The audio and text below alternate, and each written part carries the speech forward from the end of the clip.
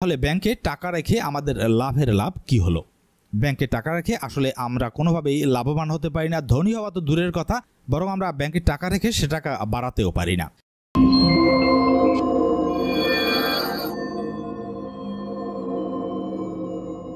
প্রিয় দর্শক, ব্যাংকে টাকা জমিয়ে ধনী হওয়া যাবে কিনা, কিংবা ব্যাংকের টাকা জমা রাখলে সে টাকা বাড়ে নাকি কমে নাকি একই থাকে, আজকের ভিডিওর মূল আলোচনার বিষয় হলো এটি। আমরা যে কালচারে বড় হয়ে উঠি বা বেড়ে উঠি, সেখানে টাকা মাত্রেই বা টাকা জমানো মাত্রেই ব্যাংকে একমাত্র অবলম্বন মনে করে থাকি। অর্থাৎ আমাদের জন্মের পরই, জ্ঞান হবার পর আমাদেরকে শেখানো হয় যে তোমার কাছে বাড়তি টাকা থাকলে সে টাকা তুমি ব্যাংকে জমাও এবং ব্যাংকে টাকা জমিয়েই তুমি ধনী হতে পারবে। প্রিয় দর্শক, বাস্তবতা কি তাই? আসলে কি ব্যাংকে টাকা জমিয়ে ধনী হওয়া যায়? পাশাপাশি ব্যাংকে টাকা জমালে সে টাকা বাড়ে নাকি কমে নাকি একই থাকে? প্রকৃত সত্য কথা হলো, ব্যাংকে টাকা জমিয়ে আপনি কখনোই ধনী হতে পারবেন না। ব্যাংকে টাকা জমালে সে টাকা বাড়ে না, বরং একই থাকে। ক্ষেত্র বিশেষে কখনো কখনো সে টাকার মান কমে যায়। এবং সেটা কিভাবে, চলুন সেটাই আলোচনা করি। ব্যাংকে টাকা জমা রাখলে সে টাকা বাড়ে না মূলত একটি কারণে, সেটি হলো মূল্যস্ফীতি। মূল্যস্ফীতির কারণে আপনি ব্যাংকে টাকা রাখলে সে টাকা বাড়ে না, একই থাকে, বরং ক্ষেত্র বিশেষে কখনো কখনো কমে যায়। তাহলে চলুন মূল্যস্ফীতি বিষয়টি কি সেটি একটু আমরা দেখে নেই।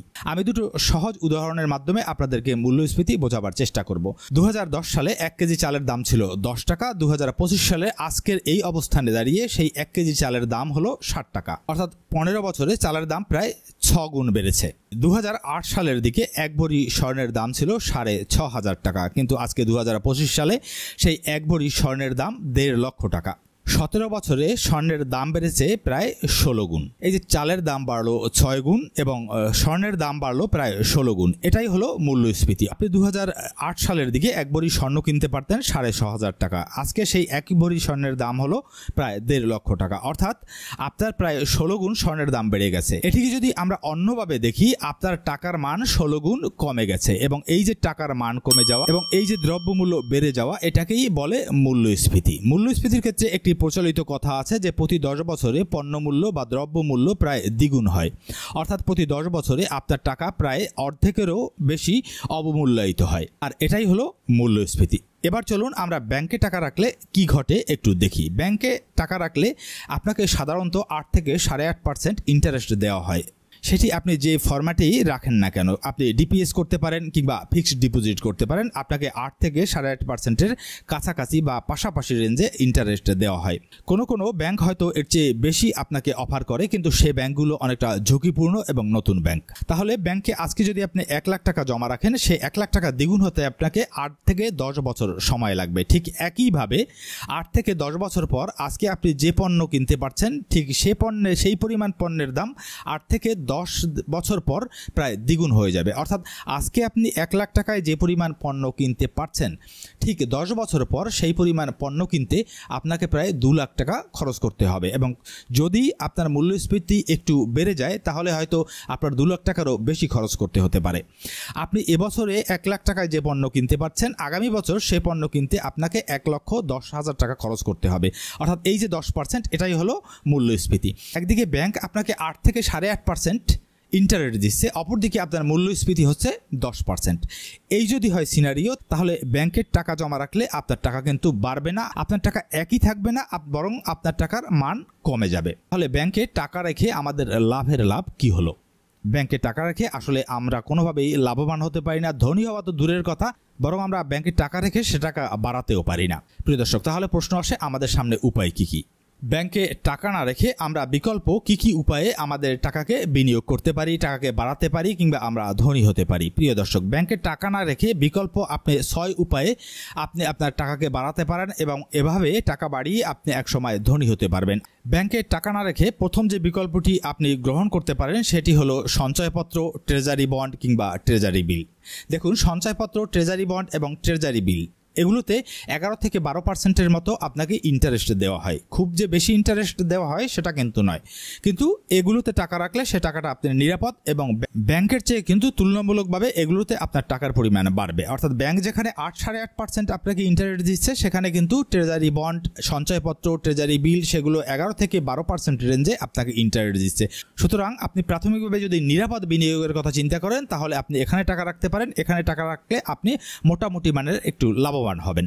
দ্বিতীয় যে বিকল্পটি আমাদের সামনে আছে সেটি হলো স্বর্ণ। আপনি স্বর্ণে টাকা বিনিয়োগ করলে কিংবা সোনা কিনে রাখলে ট্রেজারি বন্ড, ট্রেজারি বিলের কাছাকাছি আপনি রিটার্ন পেতে পারেন, কিন্তু কখনো কখনো আপনি এর চেয়ে বেশি রিটার্ন পেতে পারেন। কিন্তু স্বর্ণ রাখার নানা রকম ঝামেলা আছে, স্বর্ণ চুরি হতে পারে, স্বর্ণে কিছুটা ঝুঁকি থেকে যায়। সুতরাং স্বর্ণে আপনি বিনিয়োগ করার আগে কিছুটা চিন্তা ভাবনা করে নেবেন। প্রিয় দর্শক, তৃতীয় যে বিকল্পটি আমাদের সামনে থাকে সেটি হচ্ছে আমরা জমি কিনতে পারি, কিন্তু জমি কেনায় দু ধরনের ঝুঁকি আছে। প্রথমত, জমি কিনতে হলে আপনাকে পারফেক্ট লোকেশনে আপনাকে জমি কিনতে হবে। যদি পারফেক্ট লোকেশন না হয় তাহলে আপনি জমি থেকে কিন্তু বেশি পরিমাণে লাভবান হতে পারবেন না। অর্থাৎ পারফেক্ট লোকেশন না হলে জমির দাম কিন্তু বাড়বে না, তাহলে আপনি এখানে ব্যাংকের চেয়েও খারাপ রিটার্ন পেতে পারেন। অপরদিকে জমি কেনার ক্ষেত্রে যদি জমির টাইটেল ঠিক না থাকে, অর্থাৎ কাগজপত্র যদি ঠিক না থাকে, তাহলে আপনি কিন্তু বড় রকমের ঝামেলায় পড়তে পারেন, আপনি আপনার মূলধন হারাতে পারেন। সুতরাং জমিতে বিনিয়োগ লাভজনক হলেও জমি কিন্তু কিছুটা ঝুঁকিপূর্ণ।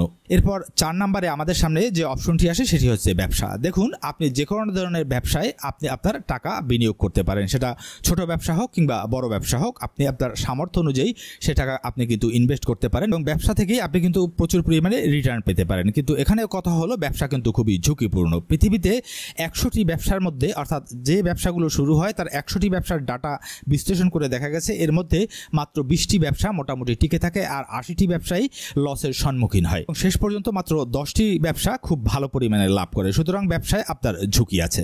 এরপরে আমাদের সামনে যে অপশনটি খোলা থাকে সেটি হচ্ছে শেয়ার মার্কেট, এবং পৃথিবীতে বোধহয় সবচেয়ে বেশি রিটার্ন পাওয়া সম্ভব এই শেয়ার মার্কেট থেকে। কিন্তু একই কথা শেয়ার মার্কেটের ক্ষেত্রেও প্রযোজ্য। শেয়ার মার্কেট কিন্তু বিনিয়োগের যতগুলো মাধ্যম আছে সবচেয়ে বেশি ঝুঁকিপূর্ণ, কারণ শেয়ার মার্কেটে সবচেয়ে বেশি লাভ করা সম্ভব, সে কারণেই শেয়ার মার্কেটে কিন্তু সবচেয়ে বেশি ঝুঁকিও। সে কারণে শেয়ার মার্কেট কিন্তু সবচেয়ে বেশি ঝুঁকিপূর্ণ, অর্থাৎ যেখানে আপনি বেশি লাভ করতে পারবেন সেখানে কিন্তু আপনার ঝুঁকির পরিমাণটিও বেশি থাকবে। সুতরাং শেয়ার মার্কেটে কিংবা ব্যবসায় বিনিয়োগের আগে আপনি অগ্রপশ্চাৎ বিবেচনা করবেন। এরপরে সর্বশেষ যে অপশনটি আমাদের সামনে খোলা থাকে, অর্থাৎ 6 নম্বর অপশন, সেটি হলো নিজের উপর বিনিয়োগ করা। প্রিয় দর্শক, আপনার যদি পুঁজির পরিমাণ কম হয়, আপনার যদি মূলধনের পরিমাণ কম হয়, তাহলে আমি আপনাকে পরামর্শ দেব আপনি আপনার নিজের উপর বিনিয়োগ করুন।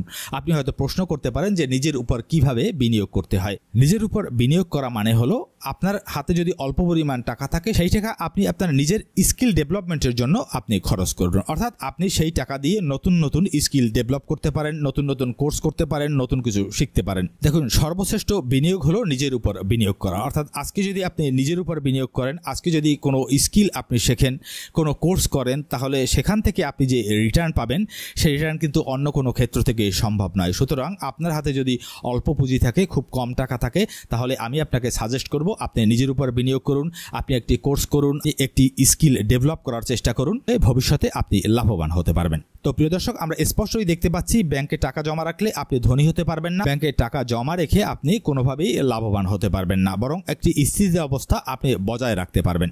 প্রিয় দর্শক, ভিডিওটি ভালো লাগলে লাইক, কমেন্ট এবং শেয়ার করে পাশে থাকুন। দেখা হবে নতুন কোনো ভিডিওতে। সে পর্যন্ত ভালো থাকবেন সবাই। ধন্যবাদ।